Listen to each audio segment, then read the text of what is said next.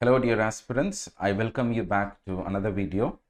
Last week the UPSC conducted the mains examination and the general studies part is over and the optional is yet to be conducted. This week it will be over.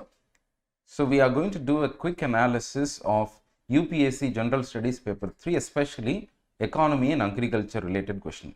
We are not going to discuss in detail. This is going to be a quick review and analysis of how to approach the questions that were asked.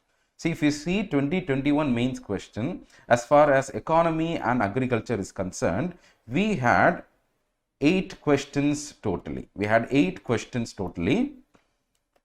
4 15 mark and 4 10 mark questions. So totally 100 marks out of 250 questions have come from economy and agriculture. That's why it's a very important component.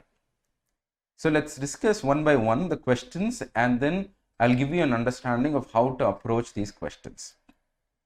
The first question number 1 of GS paper 3, it says that we have to explain the difference between computing methodology of India's GDP before the year 2015 and after the year 2015.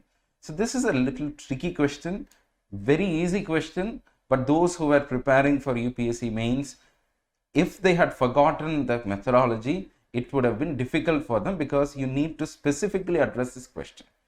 So what are the main differences after 2015?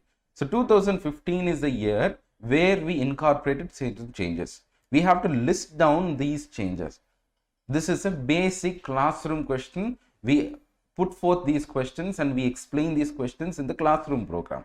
So how to approach this particular question? First of all, you should mention that in the year 2015, the GDP methodology was revised. So new series of GDP was put in place. So this should be your introduction. This is a 10 mark question and you should be hitting the bullseye as soon as possible. So second, you should enter into the body of the question and you should explain what were the new changes. So 2015 series, what does it show? Or what are the new features of this? First of all, you should understand that we revised the base year. So base year revision took place. Second, after base year revision, what did we change? We changed the methodology of how we capture data. So very importantly, we used SNA 2008 standards for GDP methodology. Thirdly, we used the new framework called as the MCA 21 framework. MCA 21 framework, which is the Ministry of Corporate Affairs data. So this is to understand the industrial wise gross value addition. So this is there. Then what we had, we also decided to use annual survey of industries. We decided to use along with IIP and other measures to understand the industrial data. These are the methodology and also some other methods we used that will be too technical. We need not be going deep into that. Apart from this, what did we introduce? New thing that we introduced is basic prices. So GVA at basic prices will be used. So this was one decision taken by the government of India. And finally, headline GDP. Headline GDP will be on the basis of GDP at market prices at 2011 prices. So this was the decision. So after writing this, you should also write as to why this has been asked, because 2015 series has been riddled with certain controversies. And in the year 2019, the economic survey even put out an entire chapter justifying the methodology incorporated under this new series. And you can write about this justification and also you can write about the back series GDP. So these are the key words that should be found in your answer. If you write this and if you do a proper conclusion, the answer is over. Second, this is also a very basic question asked at the preliminary stage of examination, which we will be studying. So what in every budgetary process you will understand, you will have to know what is the capital budget and revenue budget. Here we are asked to distinguish and also explain the components of these budgets. So what are the components of this budget? So how you should write, this is about the distinction of the budget. So you should start with Article 112. Article 112 of the Constitution mandates that the expenditure statement should be divided between revenue and others. Based on this, the budget is distinguished between capital budget and revenue budget. So within capital budget, we will have capital expenditure, capital receipt. Likewise, revenue budget will also have receipts and revenue expenditure. So you should write what is capital budget or capital expenditure. So here there is liabilities or assets are created. If you take the case of revenue budget, no asset, no liability. This is one important factor. No asset, no liability. So these words should be found in this particular answer. And within these segments, you should list out certain examples. For example, revenue receipts, tax revenue, non-tax revenue. Expenditure, likewise. What is revenue expenditure? Subsidies, salaries, capital receipt. When it comes to capital receipt, what will you find? Very importantly, capital receipt is borrowings. So borrowings and other liabilities, disinvestment. Capital expenditure is about buildings, infrastructure and other forms of physical assets creation of the government. So these are the flow chart. You should mainly focus this particular question by giving a flow chart and explaining the different components.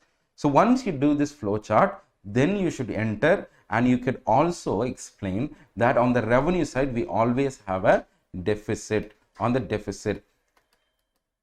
But on the capital side, we will not consider something called a surplus, because the capital receipt are maintained by borrowings. And if you are aware of the scenario, you can understand that capital expenditure is very important. And last year, even during the COVID situation, capital expenditure has risen at the expense of revenue expenditure. So revenue receipt, there is a problem. Revenue expenditure, there is a problem. We need to rationalize revenue expenditure. Overall fiscal consolidation measures are needed. This is what you should conclude in the answer. Clear? Third question, question number 3 of GS paper 3. How did land reforms in some part of the country help to improve the socio-economic conditions of the marginal and small farmers? So this is pretty straightforward. It asks us to understand the link between socio-economic conditions and land reforms. So land reforms, give a small introduction about land reforms. Land reforms are a series of measures taken for the redistribution of land as a factor of production. Land as a factor of production. So this should be your simple introduction. Second, coming to the body, understate or state, explain the different components of land reforms. For example, first, zamindari abolishment. So zamindari abolishment resulted in the restructuring of agrarian system. So agrarian structure changed. Agrarian structure. Second, Tenancy Act, Land Tenancy Act. What it did? It gave new rights to the tillers and the tenants, isn't it? Certain measures like the Upper Ceiling Act, it led to the redistribution of land. 4, landlessness. So these are some reforms, and you should address the question, how did it help? So how did it help? First of all, agrarian structure changed, tenants got new rights, redistribution of land happened, and here you can write about how the landless class, for example, the scheduled class and scheduled tribes were given land. So landlessness as a problem of poverty was greatly reduced because of this. And finally, when they have ownership to land, they will have credit, use of land as an asset, collectivization improved. Collectivization. For example, cooperative farming, formation of food FPOs, farm producer organizations, etc. So these are some things that you can write, and you can also write how because of the redistribution, green revolution was a success, especially in the western part of India, northwestern part of India and also UP belt. So this is one part of the answer. Now you could also write how this land reforms is unfinished and we have to bring forth the benefits of National Land Records Modernization Plan, National Land Records Modernization Plan. Land Leasing Act is there, Land Leasing Act, Model Land Leasing Act, Land Acquisition Act, Land Development Concepts. So all this has to further incentivize or bring the reforms to the needful sectors, and it should also bring about a socio-economic conditions, changes in the MSF or the marginal and small farmers, because the persistent problem right now is due to the scattering of or the fragmentation of land. The current land holding is just 1.05 hectares, out of which 86% are marginal and small farmers. So schemes like the PM Kisan, Kalia, etc., which focuses exclusively on marginal and small farmers as well as land tenants, should be given importance to. This is how you could conclude this particular answer. Now, fourth question, this is also a 10-mark question. Here also we need to ask how. The question says, how and to what extent would micro-irrigation help solve water crisis? So here the question is simple. You have to bring out the link between micro-irrigation and water crisis. So how will you establish? You should establish that there is a water crisis in India. So how will you establish? First of all, you could quote some facts and figures. For example, the Central Groundwater Board in its report says that nearly 70% of groundwater has been overexploited. Niti Aayog's Composite Water Management Index ranks that half of the country is in severe water stress. Okay, so these are some facts that you can write as far as water problem is concerned. So you can write how water table has come down, how 256 districts are facing severe stress regarding to water problem. Surface water has also been suboptimally used because of the drying up of canals and other traditional systems of water conduits. So watershed management idella problem irukku, you can write. So these are water problems. Micro irrigation holds the key for tiding across the crisis of water. So this should be the break, and you should go to the next page and write what is micro irrigation and how it will help tackle water crisis. So first of all, water use efficiency. Water use efficiency. You can also write what micro irrigation is. Use of precise irrigational factors or methods in order to achieve per drop more crop intensity. So this is one idea, isn't it? So this is also the mantra of the motto of the Pradhan Mantri Krishi Sinchai Yojana. So it is regarding irrigation. So you can write this Pradhan Mantri Krishi Sinchai Yojana also. So water use efficiency needs to be there. And because of micro irrigation factors, techniques like precision agriculture, right, drip agriculture, drip irrigation, sprinkler irrigation, you can list all of this and find how much this can save water. For example, drip irrigation in a 1 acre farm can lead to 45 to 50% of water use. It can reduce water usage by these levels. So these are some factors that you can write. Then you should go into how micro irrigation systems need to be developed. Systems, for example, Mission Kakatiya of the Telangana government. Tamil Nadu also has a scheme called as Kudimamarathu scheme, which is a restoration of water bodies and the restoration of micro-irrigation channels. So overall, watershed development needs to be focused on. Watershed development needs to be focused on. This should be your answer.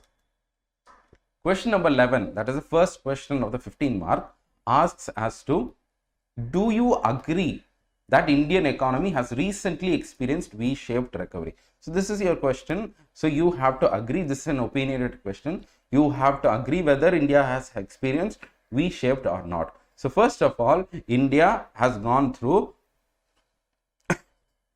consecutive quarters of slowdown, which means it is in a technical recession. So if you know the numbers, you can also write that -7% growth in 2020. And right now in 2020-21, we have been facing, or we have been clocking higher growth, especially in Q1 and Q2 also. So this shows that India has recovered and rebounded. And the economic survey in 2020 also writes that India has been witnessing V-shaped recovery. So this could be the answer. And parameters in which we are finding V-shaped recovery. For example, GDP growth, V-shaped recovery is seen. IIP, V-shaped recovery. 8 core industries, V-shaped recovery. And almost all of the main metrics of economic growth, we have V-shaped recovery. This should not be the only answer.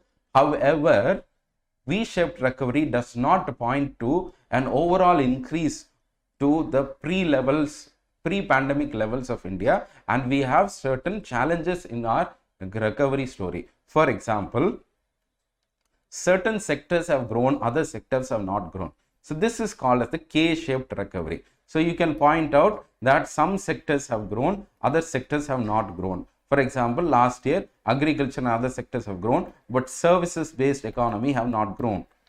So this has come down, this has gone up.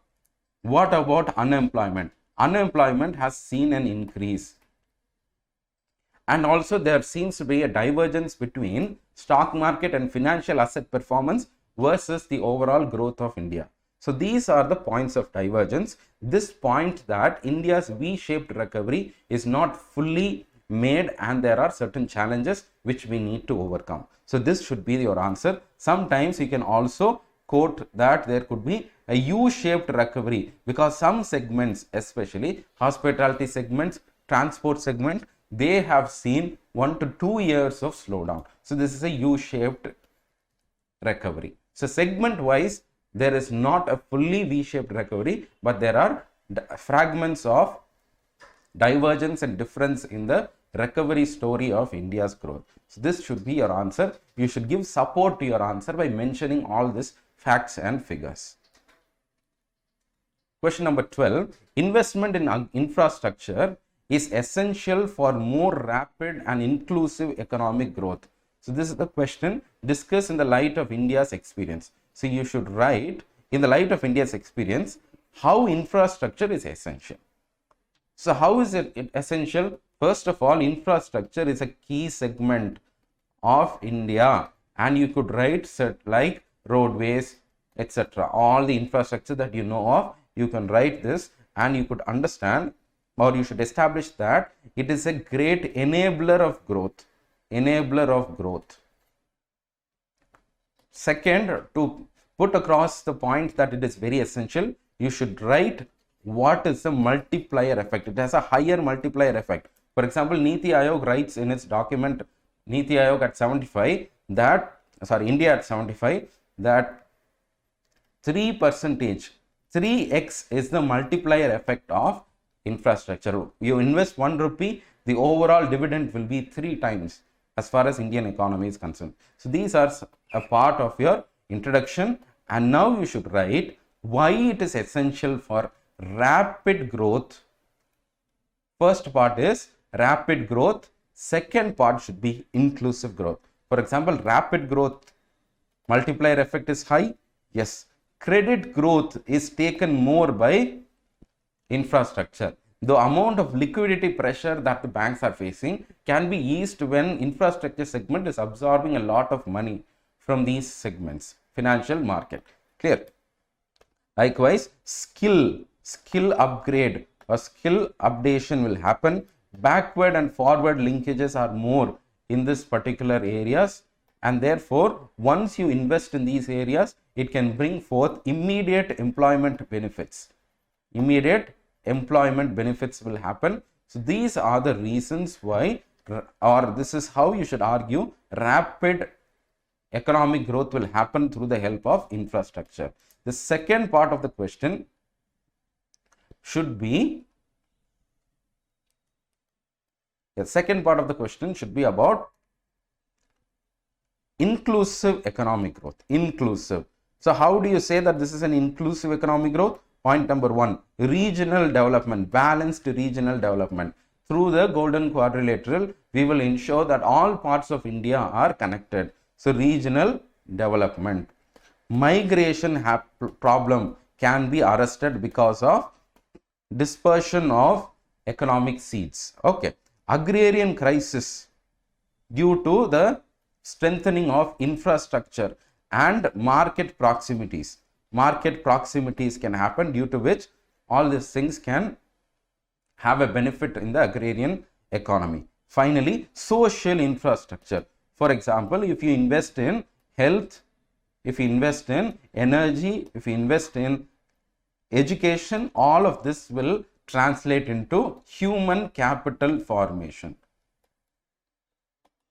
This is a very generic question, and this is how you should write. You should write all the possible dimensions also in a very generic fashion, but you should give examples. For example, in the conclusion part, understanding that or realizing the potential of infrastructure should be done through certain schemes like the National Infrastructure Pipeline, National Monetization Pipeline, etc. The government has been giving adequate focus through it, by also overcoming the administrative and technical problems through the implementation of the PM Gati Shakti Yojana. So this could be your answer. 13th question, what are the salient features of the National Food Security Act 2030? This is a very old act, but you should know that this particular act or the salient features are something which is very important. So what does it say?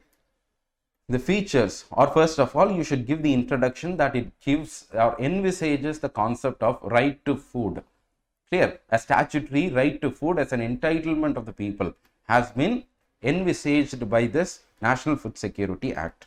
Second, you should write what are the features of this particular act. So what are the features? First of all, targeted PDS.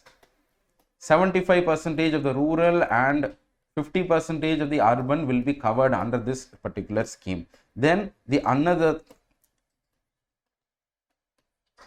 right? So the people who are living below the poverty line, the AAY families, they will be given 35 kgs of grain at a very cheap price. So central issue price will be very cheap, rupees 2 or 3, rupees 2 and rupees 1.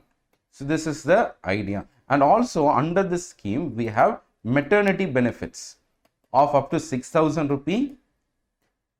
We have midday meal programs.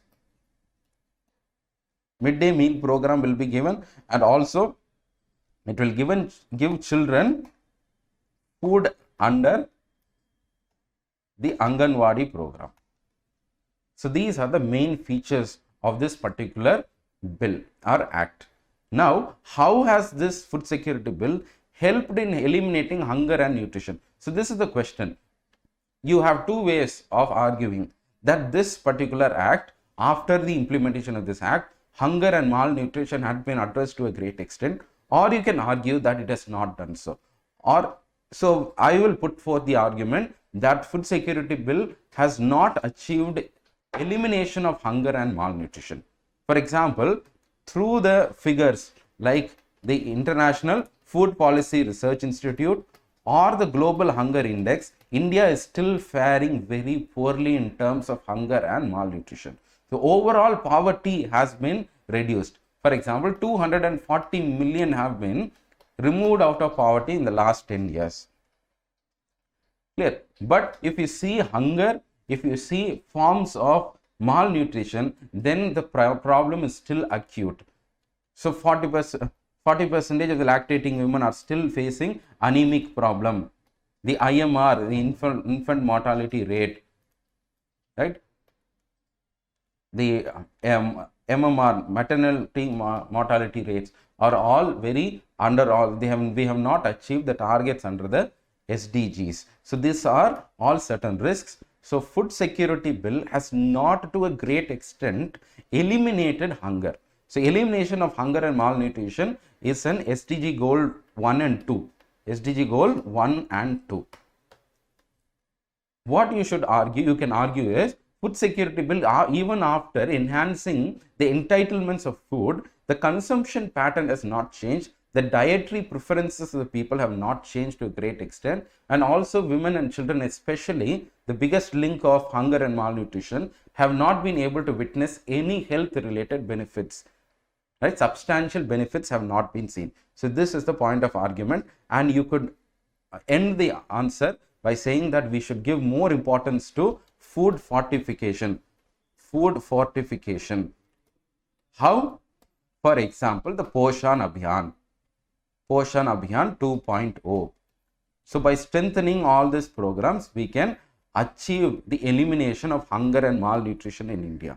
So malnutrition and hunger is not just about physical access of food as was dealt with in the National Food Security Act. We need to diversify the concept of food security in India. The final question, or question number 14, is related to agriculture. What are the present challenges before crop diversification? How do emerging technologies provide an opportunity for crop diversification? So this is the particular question. So you should start with what crop diversification is. So just give a simple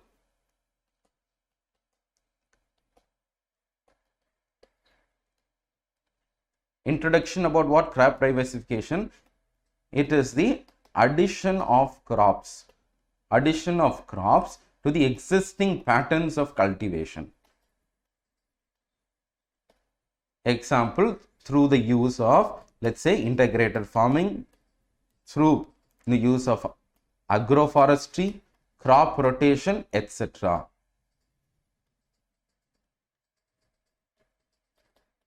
Clear? So this is the particular line of argument. Now you should go, there are two important parts of this particular question. First part of the question says that you have to list out the challenges. Second, you should write how technologies are giving opportunity for crop diversification. So the first part of the argument is challenges. So you should write the word challenges to crop diversification. So what are the challenges towards crop diversification? First challenge is the MSP regime. India's over-reliance on wheat and rice. Wheat-rice pattern of cultivation in India is mainly because of the MSP, or minimum support price policy. And also, if you see, geographically we have certain challenges. Rain-fed agriculture, lack of adoption of technologies, post-harvest infrastructure is very, very low in India. Post-harvest infrastructure, human resource management and skill levels among the farmers are low. Diseases and vulnerability, climate change, and reliance on green revolution technologies. Still an over reliance is being put on the green revolution technology. We have not shifted to alternate forms of farming or cropping. So these are the challenges that lies before crop diversification, which acts as a roadblock towards crop diversification.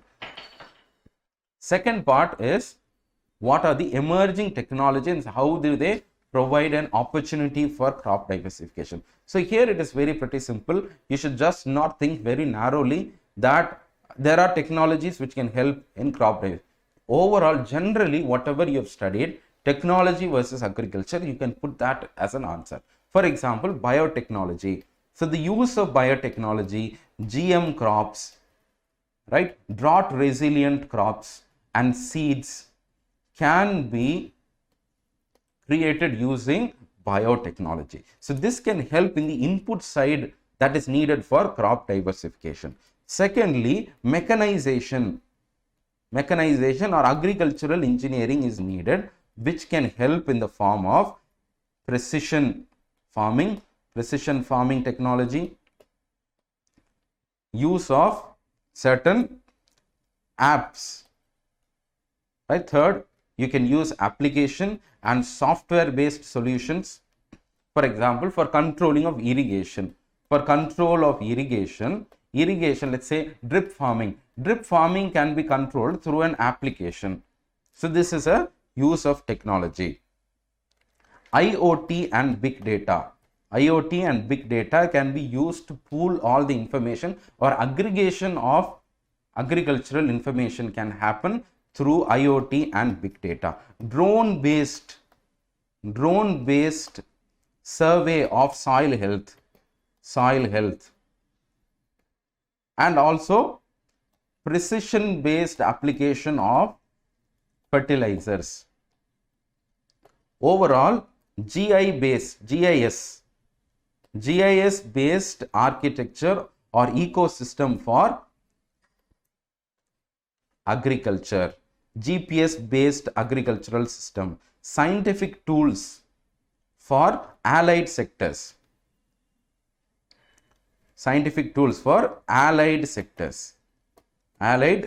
for example, animal husbandry. If we have scientific practices for the livestock segment, then crop diversification can happen. So these are some technologies that we can use for improving agricultural system, especially crop diversification. With this, you can conclude the answer by properly concluding with the help of whatever we have discussed here. So this is a brief approach towards this question. Try practicing these questions. Take this question, just read the books, read some material, and then try writing these questions within the stipulated time. So this will help. We will discuss the other questions in another video. Until then, thank you. Be safe and take care.